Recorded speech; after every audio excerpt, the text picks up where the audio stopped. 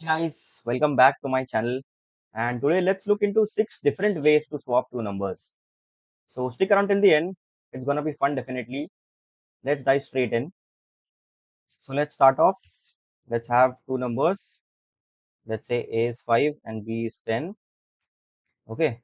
So the first way we will swap is using a temp variable. Okay. This is a common one which everyone knows. So I'll create a function here. I'll pass A and B. Okay.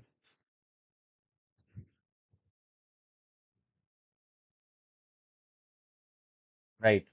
So let's swap here. We'll create the temp variable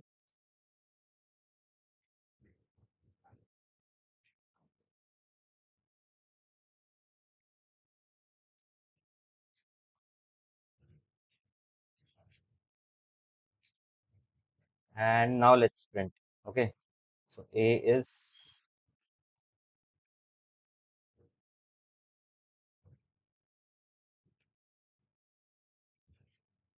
okay. Let's execute.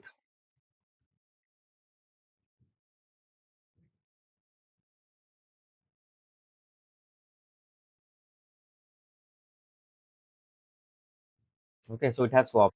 A is 10 and B is 5 now. Okay, so this was the first method. Let's look into the second method. Okay, so second method is without using a temp variable by addition and subtraction. Okay, so we will create the method and let's write the logic there. So this will be like A will be holding the summation of A and B. Then let's say B will be A minus B. Okay, then A would be A minus B, right? A will have the value 15, then B will be 15 minus 10, 15 minus 10. So it will be like 5, okay?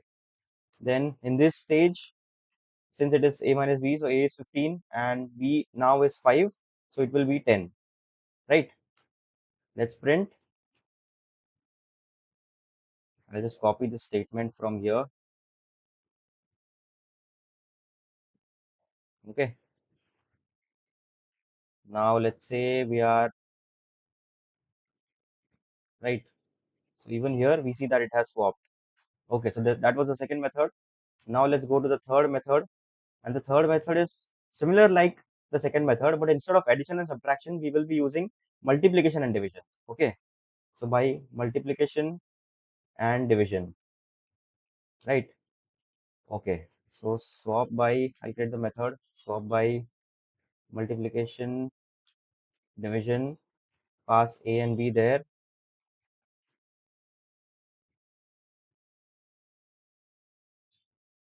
And now let's write the logic here. So A will be A into B. Okay. Then let's say B should be A divided by B. Okay, and A will be A divided by B. Okay, so in this step, A will hold the value of 10 5s are 50. Then in this step, it will be A divided by B, so it will be 50 by 10, which will be 5. And in this in this step, it will be 50 by 5 because B is 5 now, so it will be 10, right? Let's see.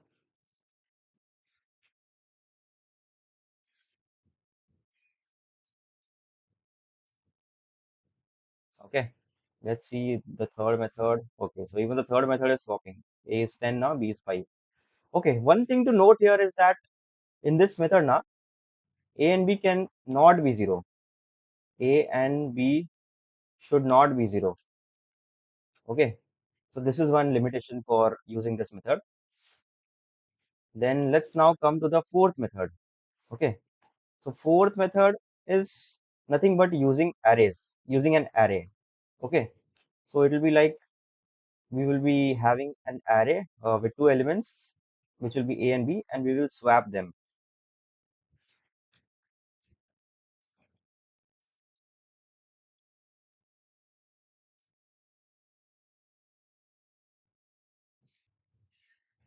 Okay, so let's create this method, right? And now let's say a would, let's first create an array.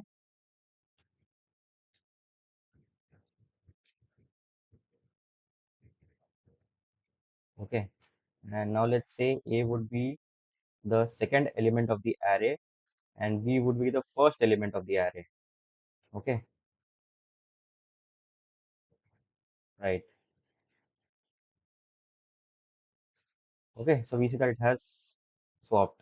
Okay, so now you would say that this is not a very good method because we are creating an array when we already have two integers created.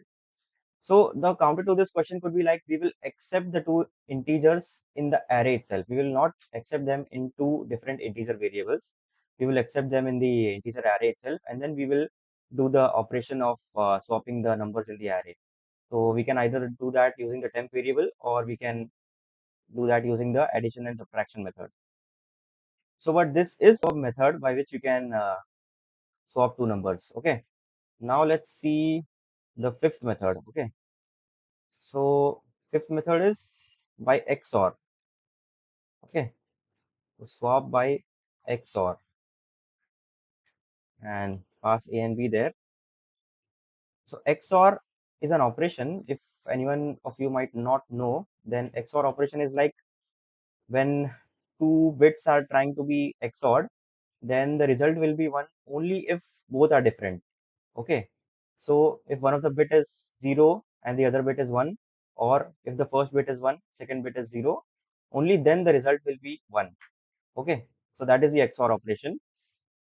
So what we can do here is we can say that A would be the XOR of A and B.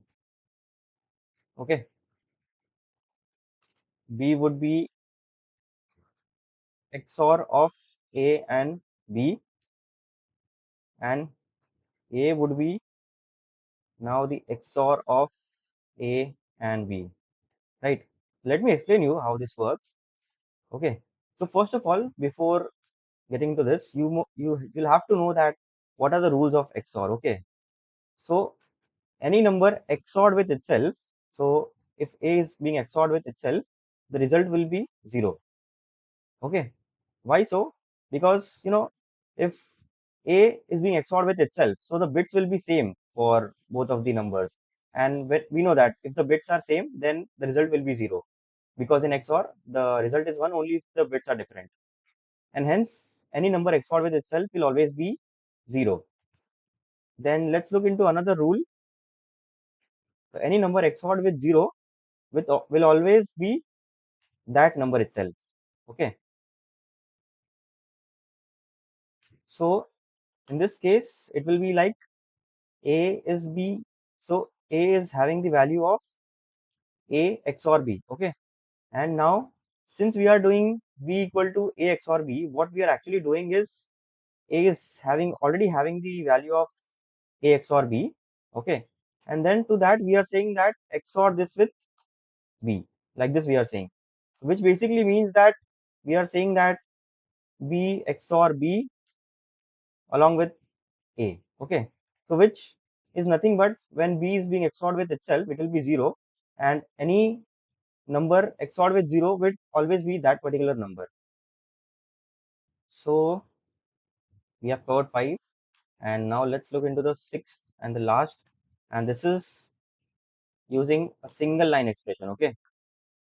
The sixth way to swap two number is to use a single line operation. I'll tell you how. We pass A and B there. Okay. Before doing that, we did not print the value from the XOR result. So let's try to do that.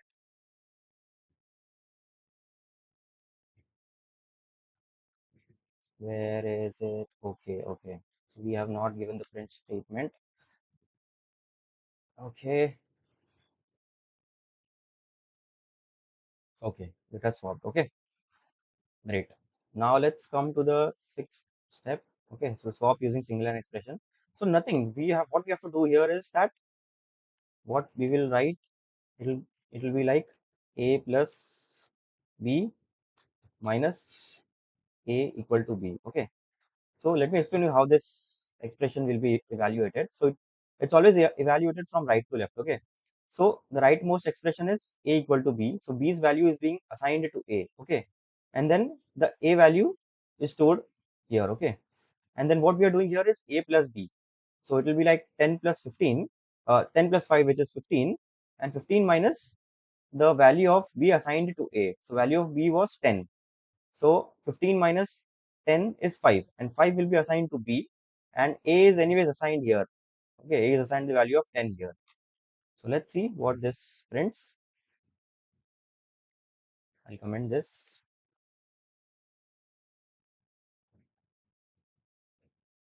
Okay, so this method is swapping the two numbers. So there you have it, guys. 6 different ways to swap two numbers.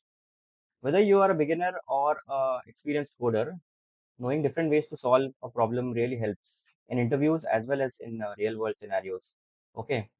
Which method did you like the most? Please let me know in comments. If you like my explanation, please like, share, and subscribe to my channel.